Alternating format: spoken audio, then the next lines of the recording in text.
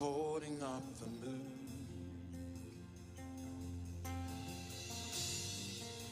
Stealing back the dark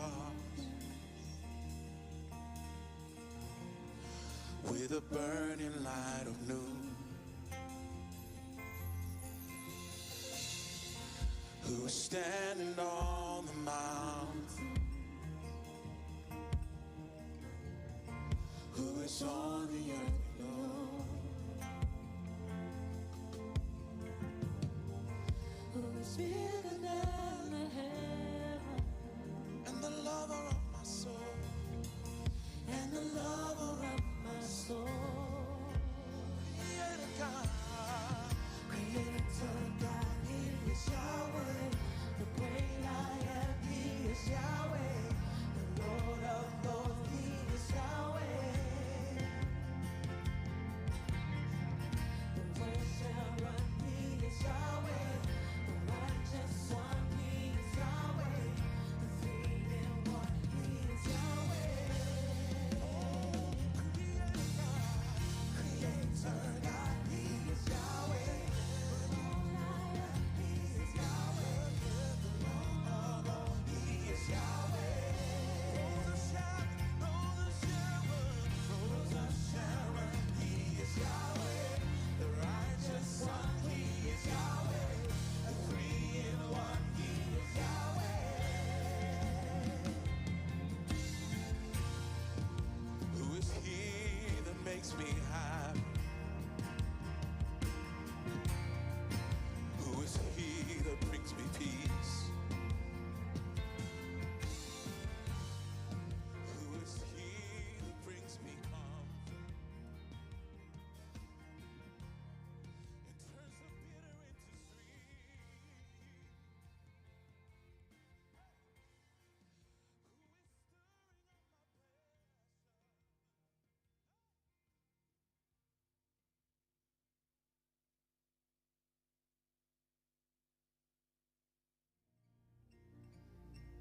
Who is moving on the waters? Who is holding up the moon? Who is peeling back the darkness with the burning light of noon? Who is standing on the mountain? Who is on the earth below? Who is bigger than the heavens? And the lover of my soul. Sing that one time. Who is moving on the waters? Who is holding up the moon?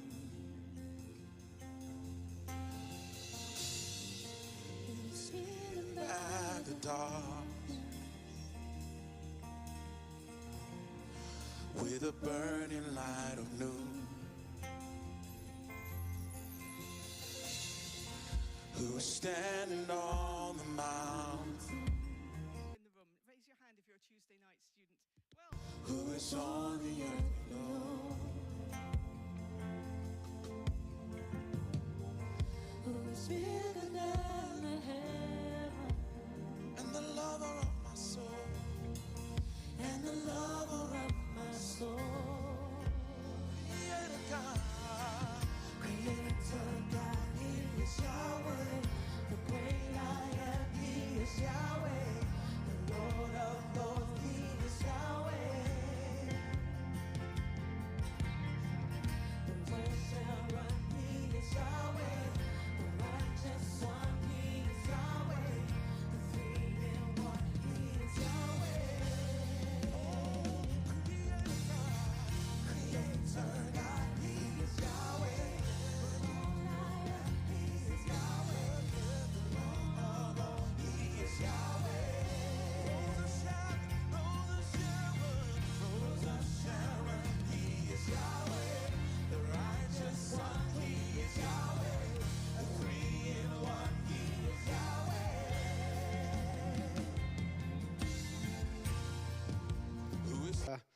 maybe you didn't have enough time for lunch or whatever, so thank you for taking the time out to join us.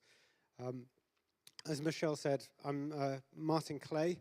I've been working full-time at Regents since about 2009, doing this current role as Postgraduate Dean since around 2017. And that just means that I have academic oversight of the postgraduate programs, which is why I'm the one talking to you and not one of our other faculty members. In terms of teaching, I teach mainly in biblical studies myself, Old Testament studies, and Hebrew, whereas Paul teaches other more challenging subjects, right? Yeah. So thank you. Just a little bit about myself. I live in Malvern, so it was a journey over here into London today. I'm married to Beata, who is originally from Germany, and I have 3 sons who are, one's just become a teenager last week, so 13, 10, and 7 years old. But it's a delight to be with you. If you wouldn't mind, could I just pray before we start? Lord Jesus Christ, I thank you for each person here. I thank you for each person here who is hungry to grow in you. And whatever way that is, whether the postgraduate turns out to be the way, postgraduate study, whether there are other ways, here at KT it offers so many opportunities. Lord, thank you for everyone with hunger to grow in you. And thank you that that means that your Spirit is at work in their lives, and your Spirit is at work here. And Lord, I just pray over this time together, Lord, that you will speak to us, make it clear your direction for each of our lives. We want to walk in your path and in the way you've chosen for us. So guide us, we pray, and guide our conversation together in your name. Amen. Okay, the way I'm going to do this, I'm going to talk through some slides with basic information about what it means to do postgraduate study coming out of KT with Regents, and then I'll take questions at the end. Any kinds of questions. Don't think there's a stupid question. Please just ask. If you're thinking it, I'm sure someone else is. Okay, so anything I've said which is unclear, please ask. So, sorry? Okay, thank you. So, just first of all, why Regents? Well, with this trendy logo, which you might have seen before, HE is their higher education. And I just want to underscore that for us at Regents, and hopefully for you guys here, there's no dichotomy between higher education, so degree-level study, university-level study, and growing closer to Jesus and growing deeper into Jesus.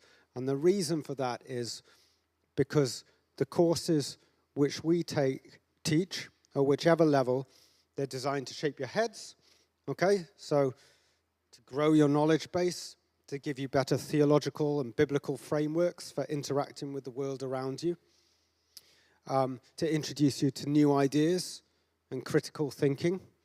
And critical is always a positive thing, a positive rather than a negative, destructive thing. At Master Study, all our courses will hopefully shape your heart as well, your posture, the way you relate to the world around you. You know, one of the things about doing doctoral PhD level study is you realize how little you know about so many things, okay? Because you work in one area and you realize there's so much else you could do, okay? So hopefully the more you study, it teaches you humility, love, generosity towards others, all those Christ-like characteristics.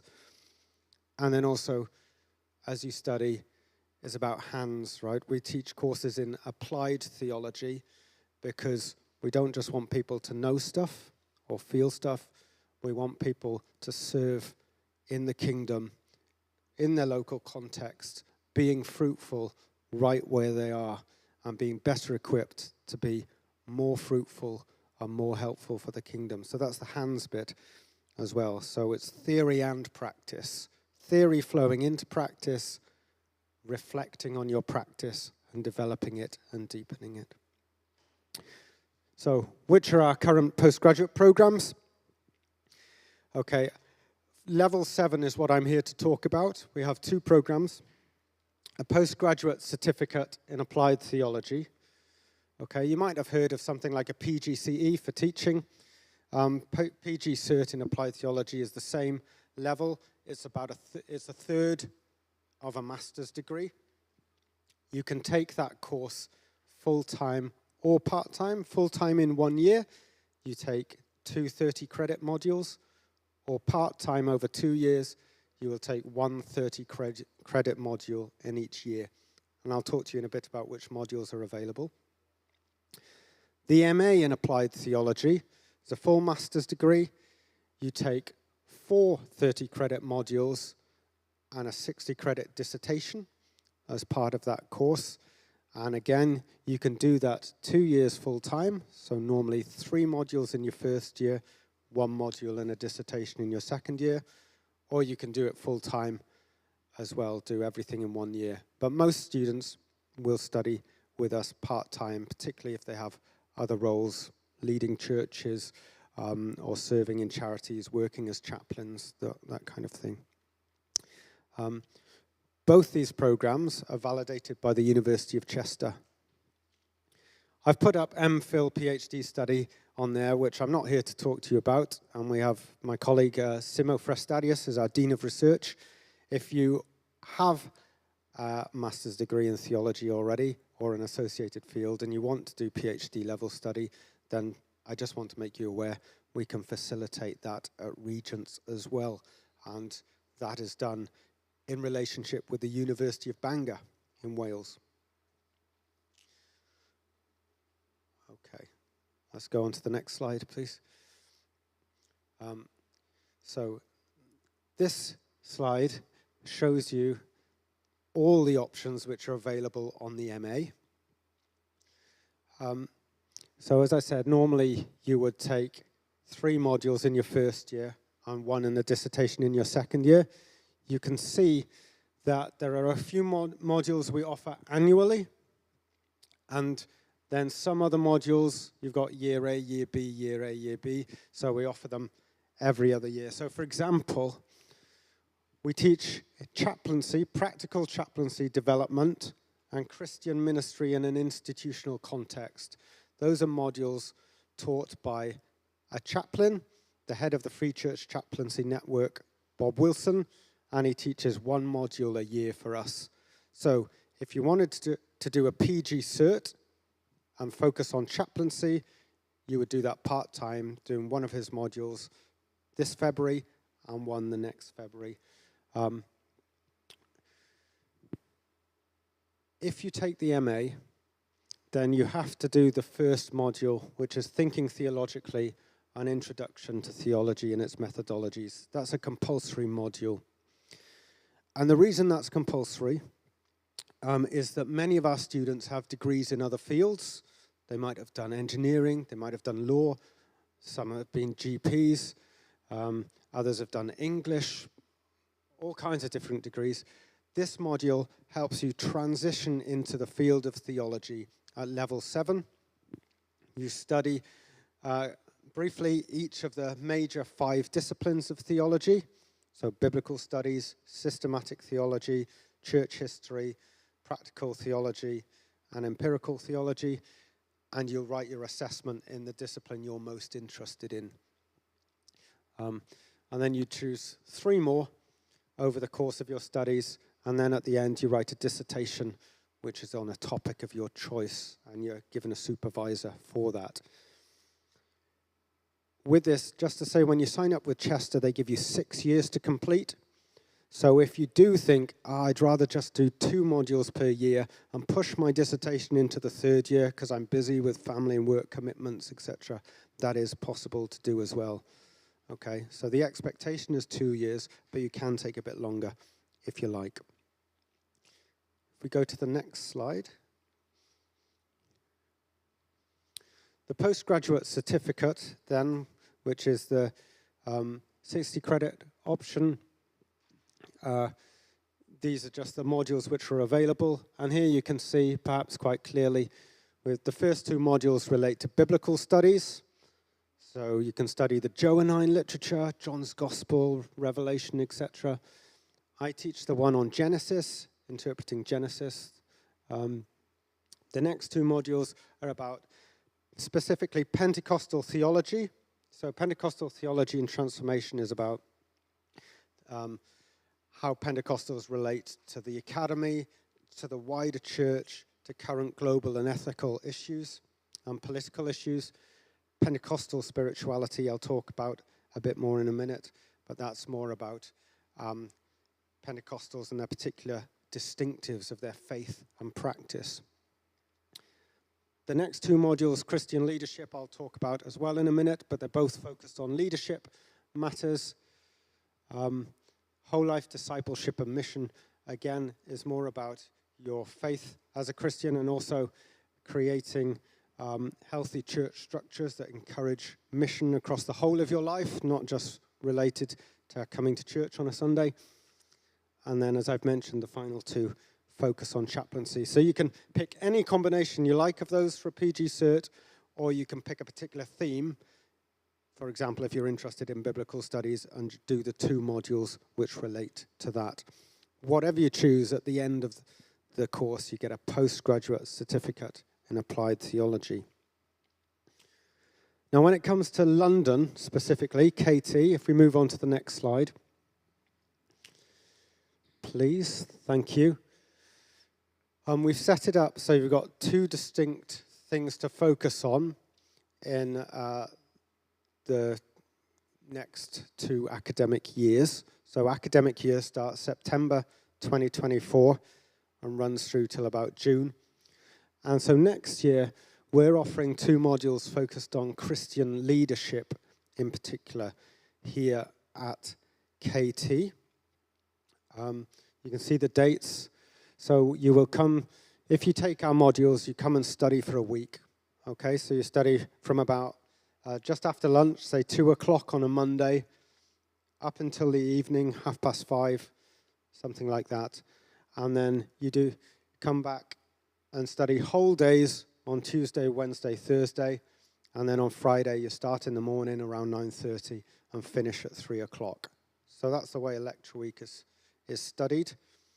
There might be a Zoom, or there will be a Zoom session to prepare you before that week starts, and a Zoom session afterwards to help you write your assessments. But that's really what a module is. So this is not a week-by-week thing. You just commit to that week.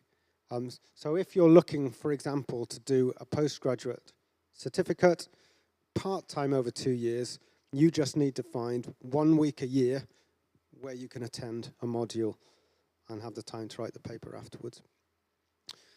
Okay, so Christian leadership, strategic organizational transformation. I don't teach this course. This is led by Pete Reed, who's currently our acting principal, and he draws in other voices as well to this module. And this focuses on leading a Christian organization in Christian faith contexts, about models of leadership, and the differences between leadership and management.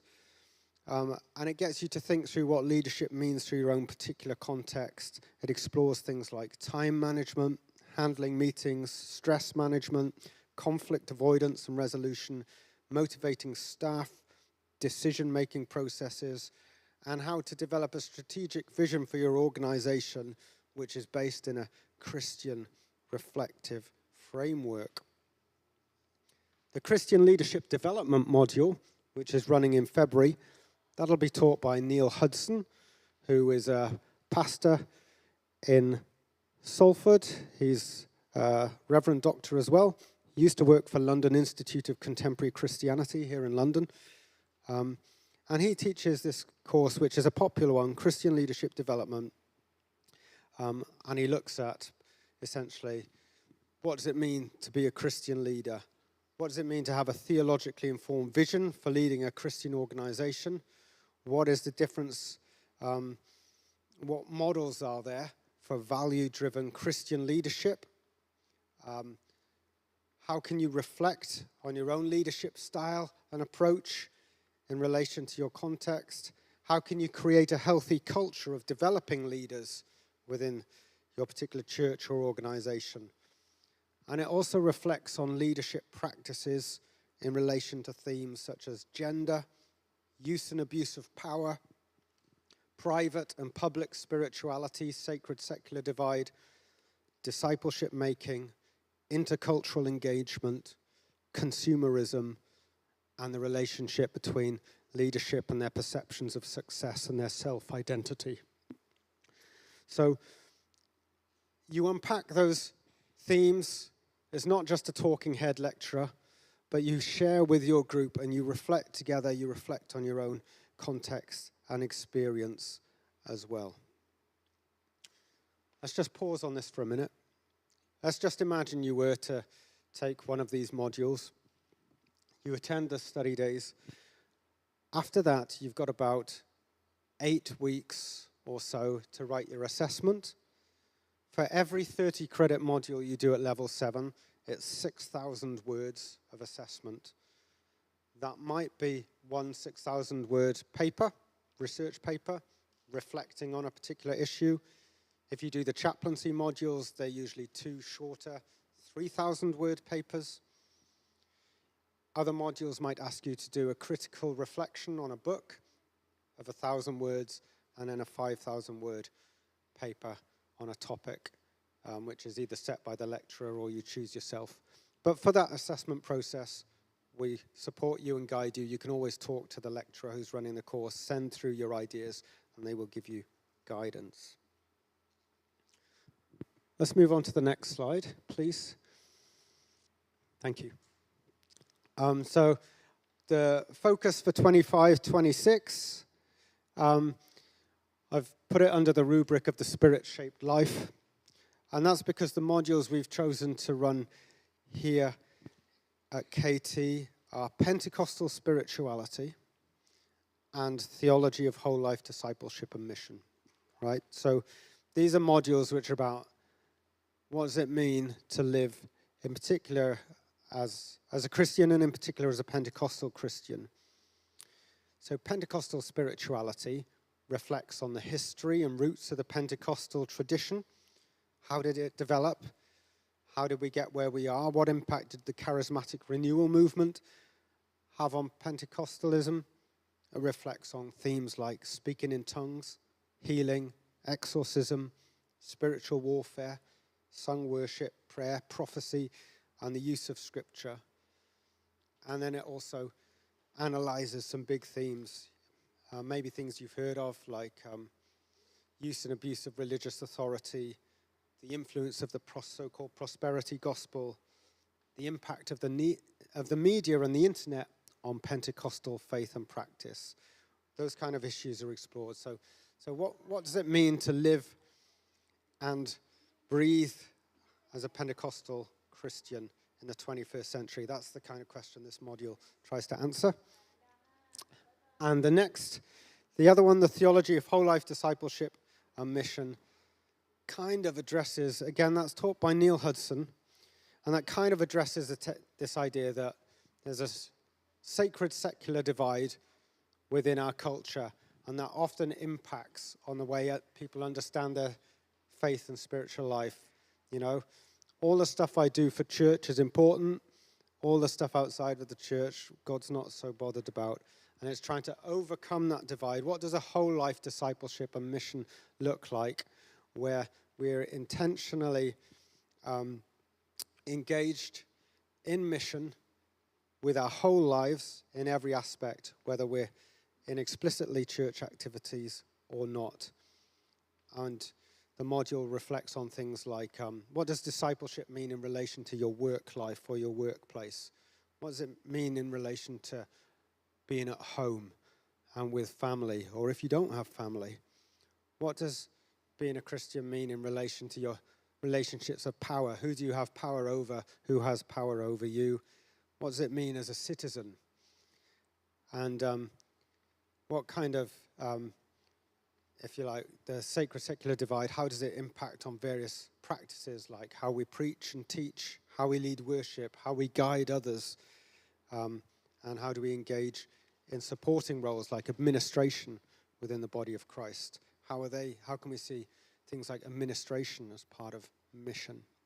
So that's the focus for London. So those 4 modules will be offered here. All the other modules on the list will be offered in West Malvern at the Regent's site there.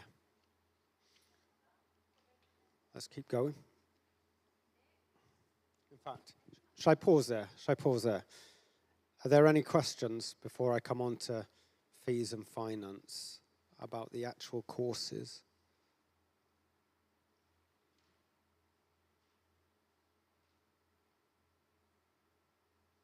Okay, cool. Then let's keep going. Okay, we talk about fees. Okay, so you can see here that the cost of an MA is probably slightly under what you would pay for a master's degree at equivalent institutions. But the overall cost, if you study full-time, is around £8,190 total. And if you study part-time, it's a little bit more, and that's because you have access to this thing called Palego, and you need to renew that access every year. Palego gives you access to loads of ebooks, which are really useful for your study. Okay, so it's broken down. You can see 1,200 for a taught module, 2,400 for the dissertation, and £900 is what the University of Chester charges you to do that course. Now, just to say about that fee, you don't have to pay it all up front. Most students will divide the cost of the course over the period they intend to study, and then they pay by monthly direct debits to cover the cost of the course. If you don't already have an MA, then it's quite possible that you can access student finance to cover the cost, which I will show you on the next slide as well. So you can access funding to cover all the costs of the MA if you take that, as long as you meet the criteria. The postgraduate certificate is not funded, so the government will not fund that course, because if you have a postgraduate certificate, you can always go on and do a funded MA later. And the cost for that, as you can see, is $2,790 full-time, or slightly more if you take it part-time. And again, you will divide that cost over how long the course takes and pay by monthly direct debit. If we move on to the next slide, please. So I'll just talk about England here, because I'm assuming most people will be based in London who are listening. The loan amount you can get for a master's degree is last year, oh no, it's been confirmed, sorry now, £12,471. So you can access that money if you don't have a previous master's degree. Doesn't matter if you've got a PG cert or a PG dip, that's diploma. As long as you don't have a master's degree and you're under 65 on the first day of the course, you can access that money. Doesn't matter if you've got £1 million in the bank, because it's not means tested. You can access that money. And that is how many of our students access the program, although sometimes church leaders, their churches or their employers will help pay. And I'm obligated to say to you as well, if you do come on the course and you do fail an assessment, then the university charges a £225 fee to retake your assessment. Okay? If you take let's say you do your first research paper, for every assessment you do, you've got 3 tries to pass. Okay? But each time you need an extra attempt, you have to pay this £225 reassessment fee. Hopefully you won't need it, and you won't have to pay it, but I do have to tell you up front that that is a charge. Any questions around fees and funding? Sure.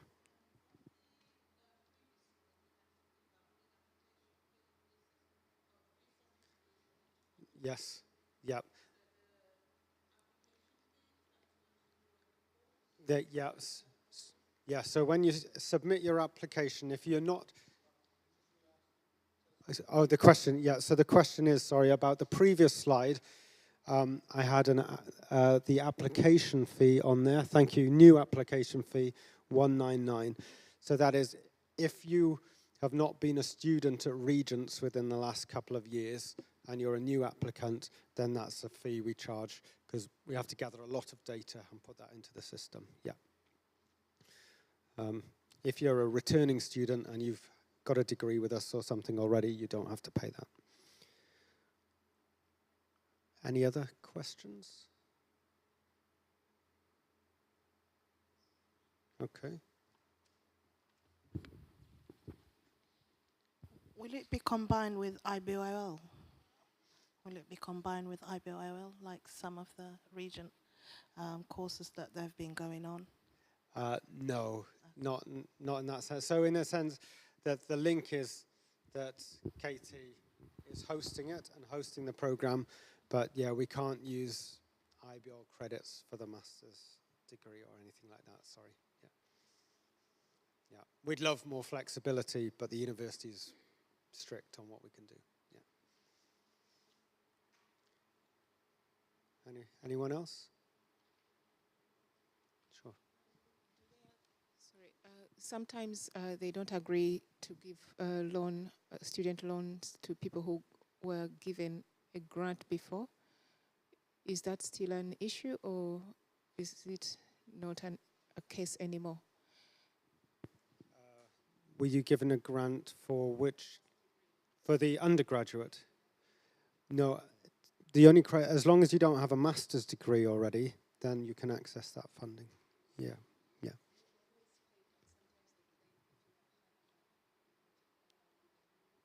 Yeah. So you can have had funding for an undergraduate degree. That's fine. You'll still get funding for master's degrees. So yeah, that's the only criteria. Yeah. Yeah. Sure. Do you take account of prior learning? So if you've already got a PG cert, or does it make the master shorter? Yeah. So do we take account of prior learning? We could do. It depends what it is. So we have to map every module which you say you've done to an equivalent module and show the university it meets the same outcomes. If that gets very difficult, if you did, for example, a course which had 20 credit modules rather than 30 credit ones here, it can be possible, but if you can't do that and also get a master's loan, because you only get the master's loan if you're doing the full course. Because one of the things we were hoping for was that you could do a PG cert with us or separately and then transfer those credits across and then get the funding to carry on with an MA, but you're not allowed to. You have to do the full thing from scratch if you want the master's funding. Yeah. Does that answer your question, even if it's not what you wanted to? Yeah.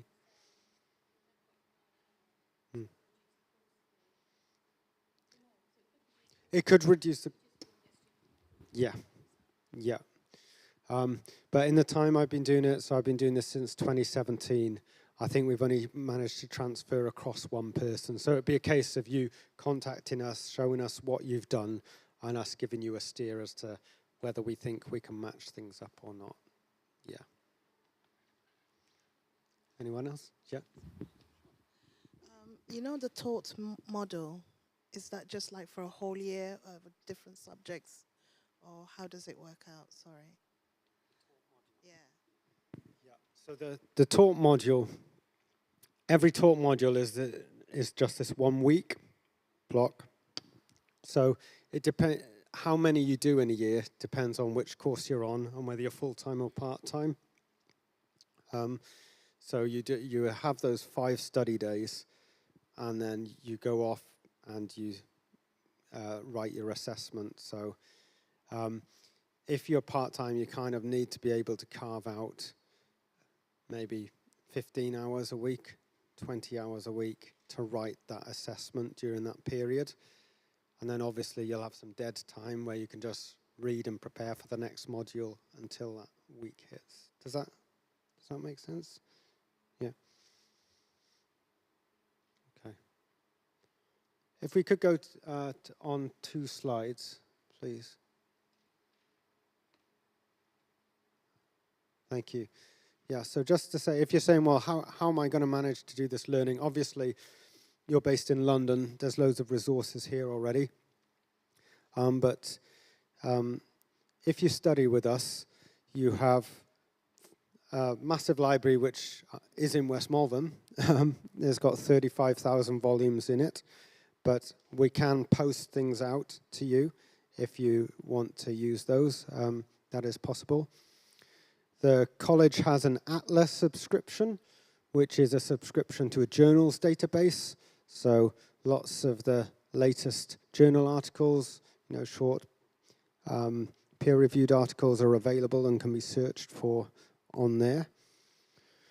The college, especially since the pandemic, has been investing most of its resources into ebooks. So we have our own ebook collection, which is expanding all the time, which you can access.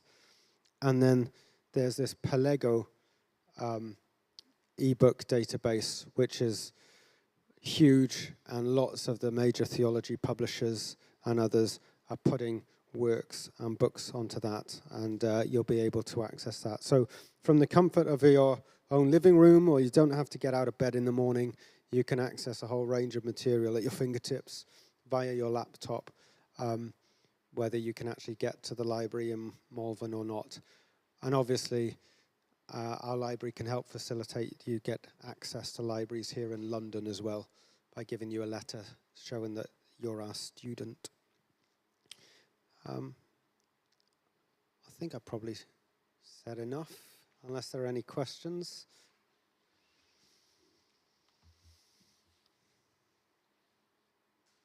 Okay.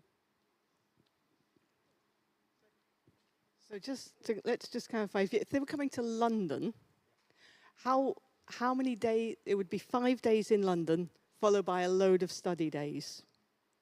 And then the assessment 10 weeks later?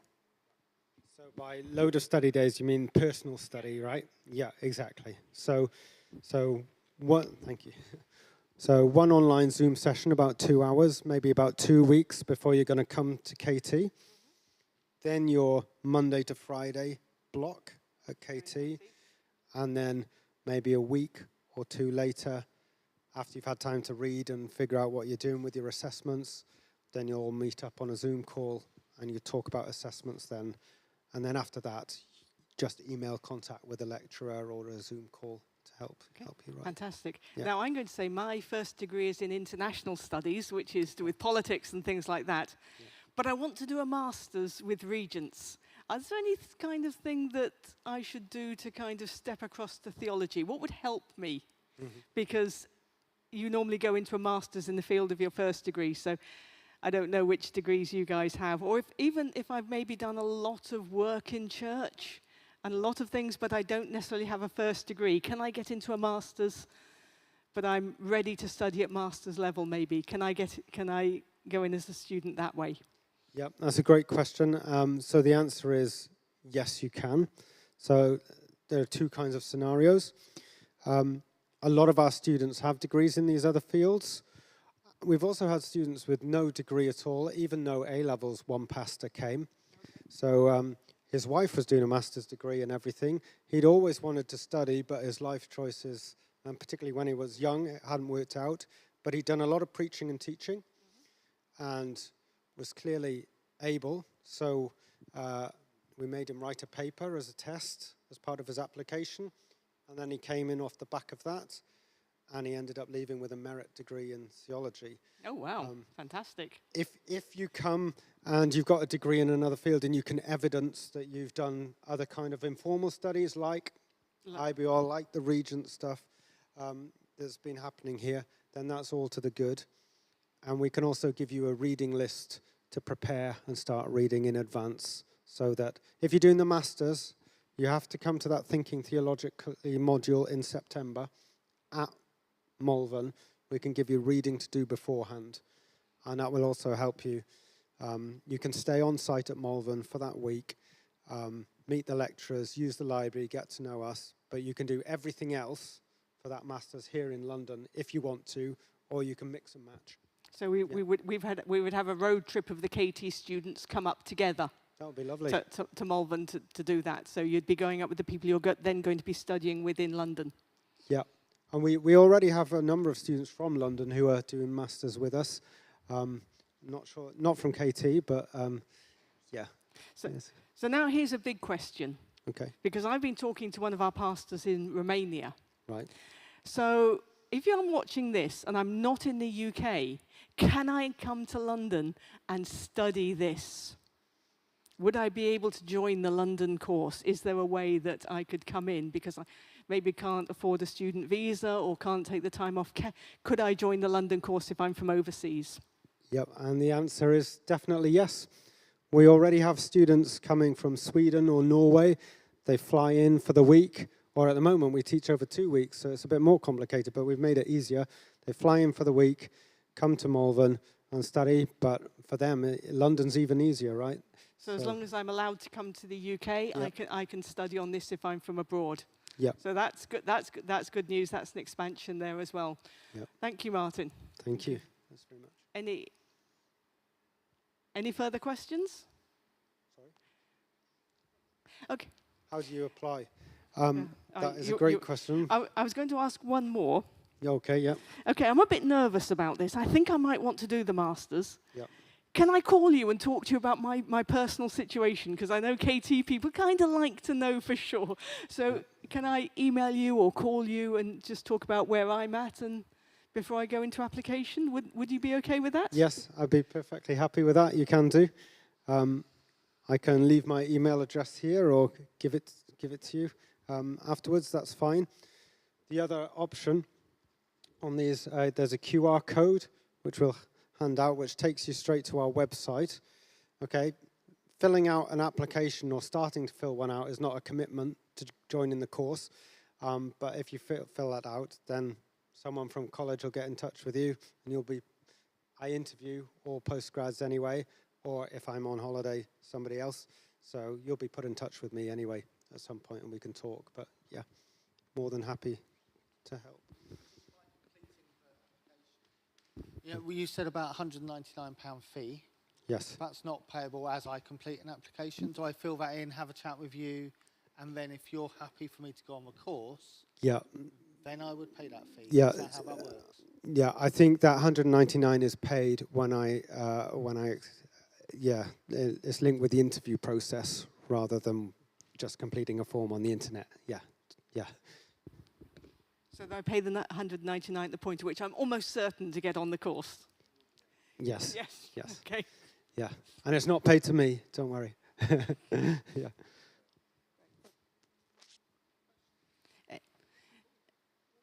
Any other questions just before I hand back to Paul? Yeah, one over there.